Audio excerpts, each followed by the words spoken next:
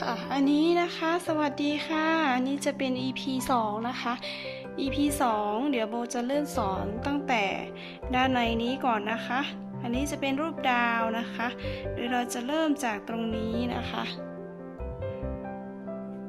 รูปดาวอันนี้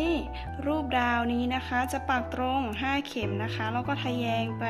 4เข็มนะคะเรามาเริ่มกันเลยนะคะมันจะเริ่มจากตรงเดี๋ยวมันจะเริ่มจากตรงนี้นะคะ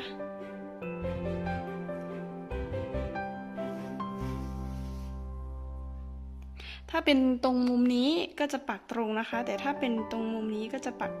ทะแยงหรือปักเฉียงนะคะ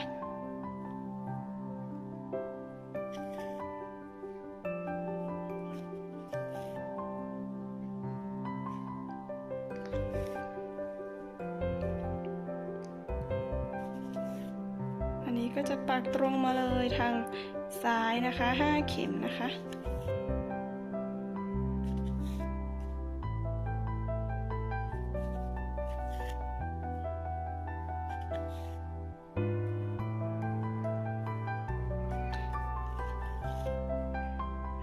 เข็ม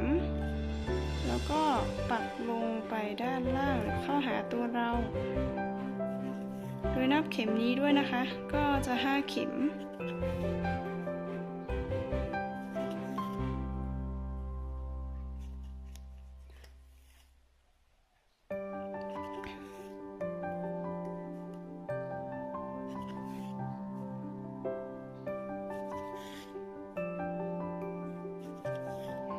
เสร็จแล้วก็จะปักทะแยงนะคะทะแยงขึ้นไปทางซ้ายนับทุกเข็มนะคะอันนี้ก็จะเป็น4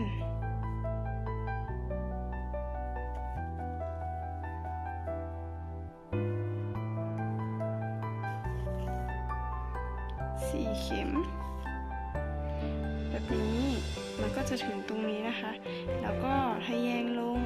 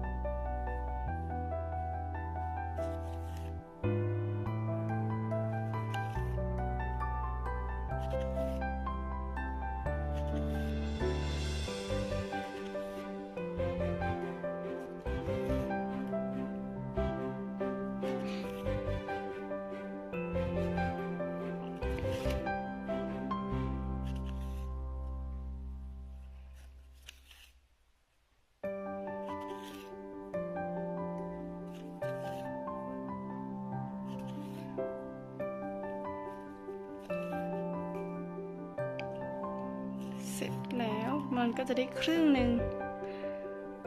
เสร็จแล้วเราก็จะพลิกมันก็จะปักเหมือนเดิมเหมือนเมื่อกี้เราปักตรงนี้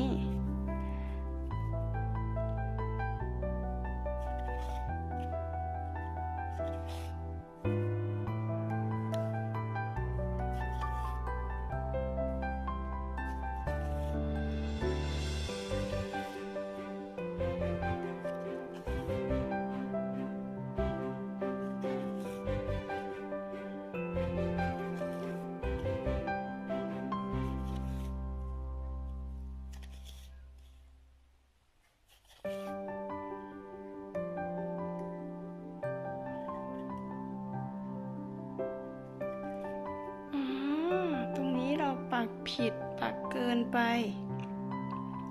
ต้องปักแค่5เข็มเดี๋ยวเราจะถอยก่อน ค่ะพอได้5เข็มนะคะเราก็จะปักตรงไปทางซ้าย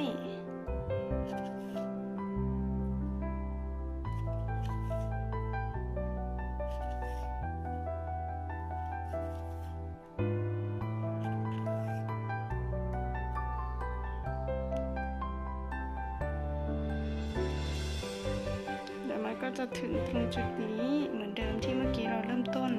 เราก็จะปักเฉียงเหมือนเดิม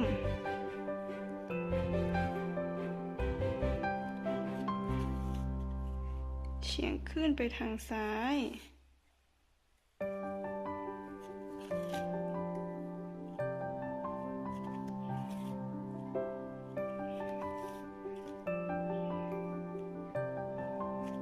4 เข็ม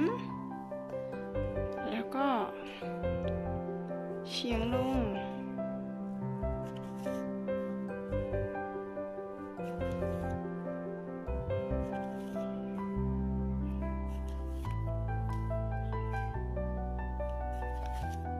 แล้วก็เหมือนเดิมปักตรงนะคะ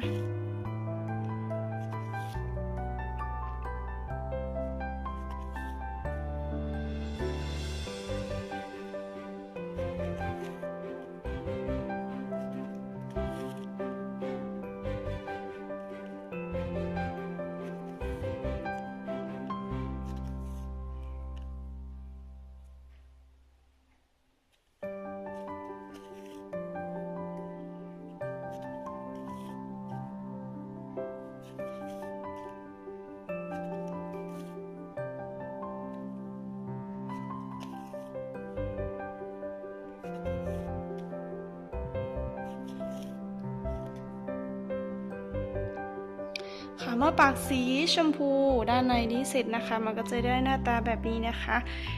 แล้วก็ต่อไปเราจะปักสีขาวนะคะสีขาวก็จะปักตามรอบด้านในของสีชมพูนี้นะคะปักติดกันเลยนะคะ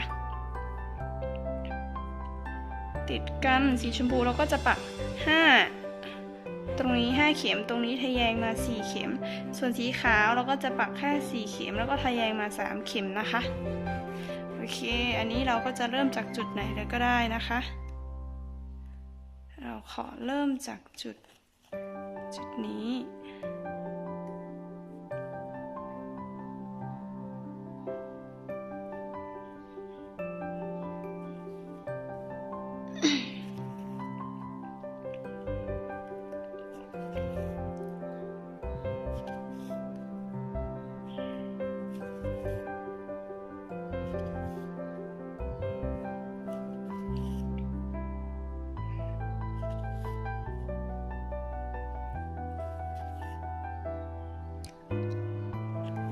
ตัวโครงสีเขียวนะคะจริงๆถ้าตามสีจริงมันจะสวยกว่านี้นะคะเพราะว่าเป็นสีเขียวน้ำทะเลนะคะ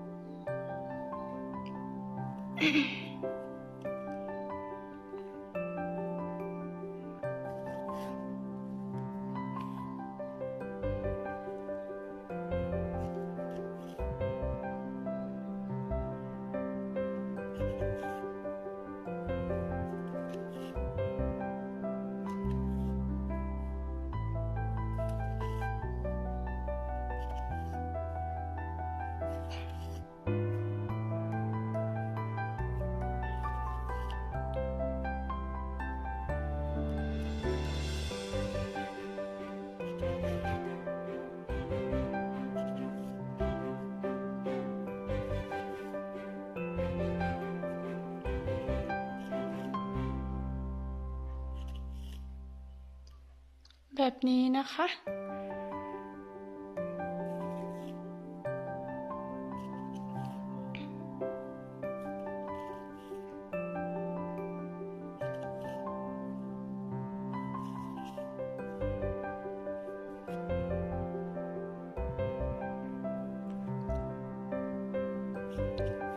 สุดท้ายก็จะปักจบตรงนี้มันก็จะได้รอบสีขาวด้านในนะคะ จากนั้นเราก็พลิก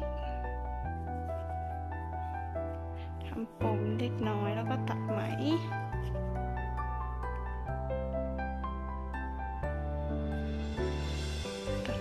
กันนะคะ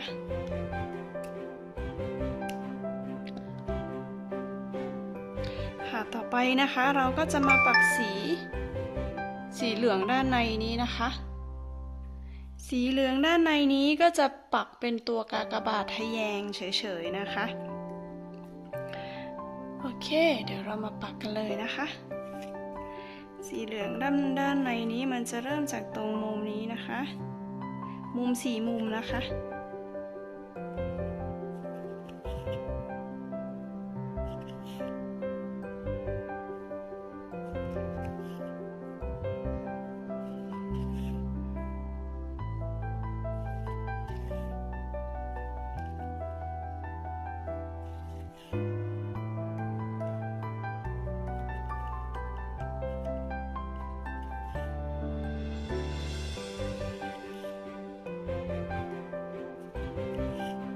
เพียงเท่านี้เองมันก็จะได้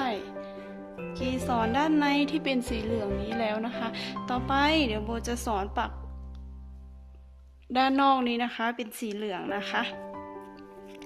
เดี๋ยวขอตัดไหมก่อน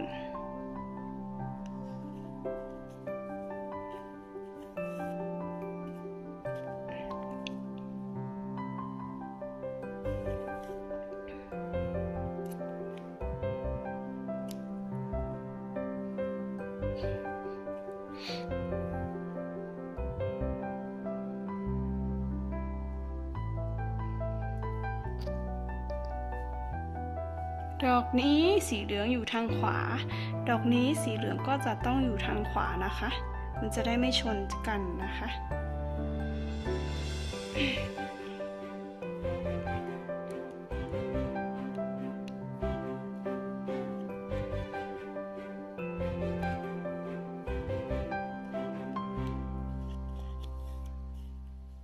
จะเริ่มแบบนี้นะคะ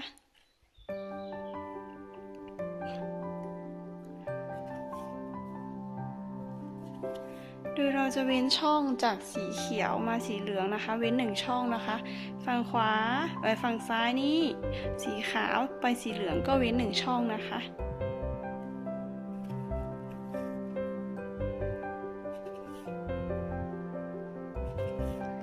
สีเหลืองนะคะเราก็จะปัก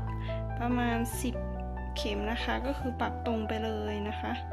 จะปักรอบนอกก่อนนะคะ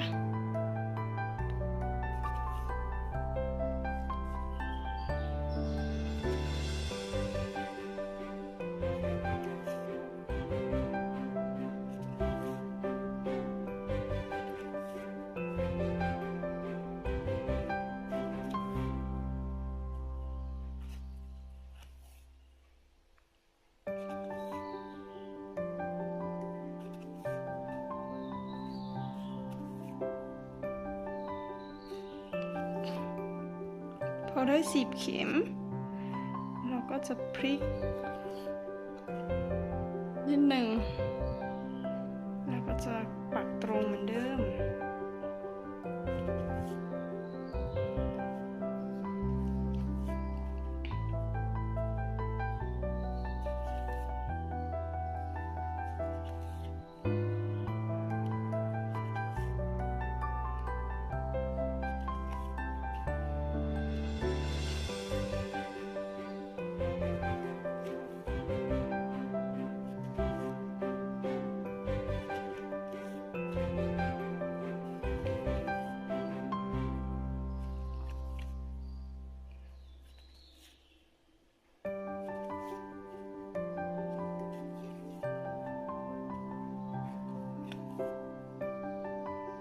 เสร็จแล้วมันก็จะได้แบบนี้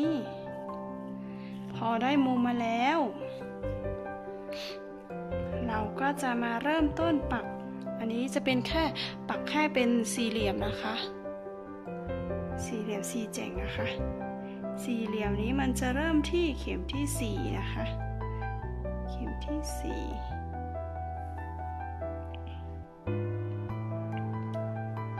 4ก็คือจะห่างจาก ตรงเข็มนี้2เข็มนะคะ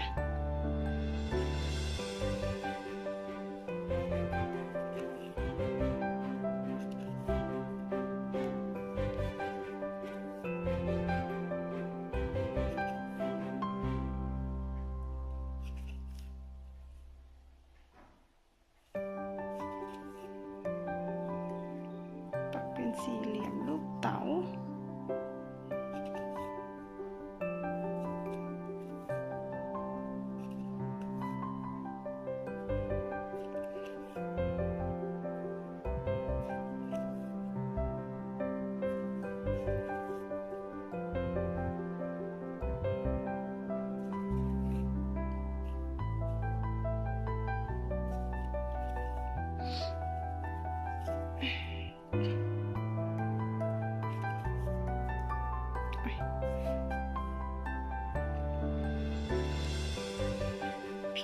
ผิดชอบงงเล็กน้อยเพราะว่าปกติโบจะปักด้านที่ผิดนะคะอันนี้ก็จะมางงเล็กน้อย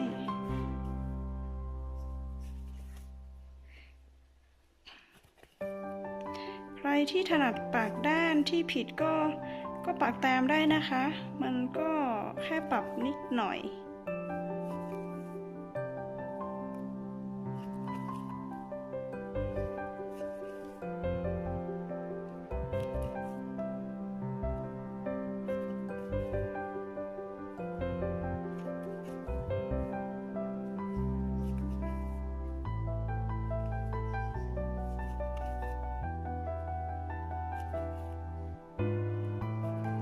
เพียงเท่านี้ก็ได้แล้วนะคะโอเคต่อไปเราจะมาปักกันเหลืออีก3มุมนะคะเราจะปักกันต่อค่ะก็จะเสร็จไปแล้วอีก1ลายนะคะลายนี้เกสรด้านในจะเป็นรูปพระอาทิตย์เฉยๆนะคะด้านนอกนี้ก็จะเป็นแบบนี้โอเคลายนี้ก็จะจบเพียงเท่านี้นะคะอย่าลืมกดไลค์กดแชร์กดติดตามและกดกระดิ่งด้วยนะคะเพื่อจะได้ติดตามคลิปใหม่ๆต่อไปนะคะวันนี้ก็พอแค่นี้นะคะสวัสดีค่ะ